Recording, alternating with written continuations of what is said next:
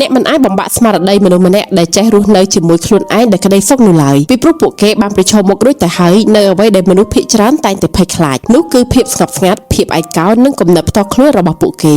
បានអង្គុយជាមួយវារៀនសូត្រពីវាហើយឈប់រត់គេចពីវាទៀតហើយមនុស្សប្រភេទនេះមិនខ្លាចការបដិសេធឡើយពួកគេមិនតោងទាមអ្នកដទៃគ្រាន់តែដើម្បីឲ្យខ្លួនឯងមានអារម្មណ៍ថាមានសុវត្ថិភាពនោះទេពួកគេជ្រើសរើសខ្លួនឯងនៅចំណុចណាមួយពួកគេឈប់រងចាំការយល់ស្របពីអ្នកដទៃឈប់ត្រូវការឲ្យគេមកទទួលស្គាល់តម្លៃរបស់ខ្លួនហើយជំនួសឲ្យការកេចវេះពីការឈឺចាប់ពួកគេបែរជាប្រើប្រាស់វាទៅវិញពួកគេបានបំផ្លែងការឈឺចាប់ឲ្យទៅជាកម្លាំងទៅជាភាពច្បាស់លាស់និងទៅជាអ្វីម្យ៉ាងដែលគ្មានអ្នកណាអាចដណ្ដើមយកបានមនុស្សប្រភេទនេះមិនរស់នៅដោយសារការផ្ដល់ចំណាប់អារម្មណ៍ពីអ្នកដទៃឡើយប៉ុន្តែពួកគេត្រូវបានកសាងឡើងនៅលើការគោរពខ្លួនឯងពីព្រោះការស្រឡាញ់ខ្លួនឯងប្រកបមិនមែនជាការអ៊ូអរខ្លាំងនោះទេប៉ុន្តែវាគឺជាភាពស្ងប់ស្ងាត់វាគឺជាការចេះដើរចេញនៅពេលដែលអ្វីម្យ៉ាងមានអារម្មណ៍ថាមិនត្រឹមត្រូវវាគឺជាការរក្សាភាពរឹងមាំសូម្បីតែនៅពេលដែលគ្មានអ្នកណាម្នាក់កំពុងមើលមកក៏ដោយដូច្នេះនៅពេលដែលជីវិតសាក់លបងពួក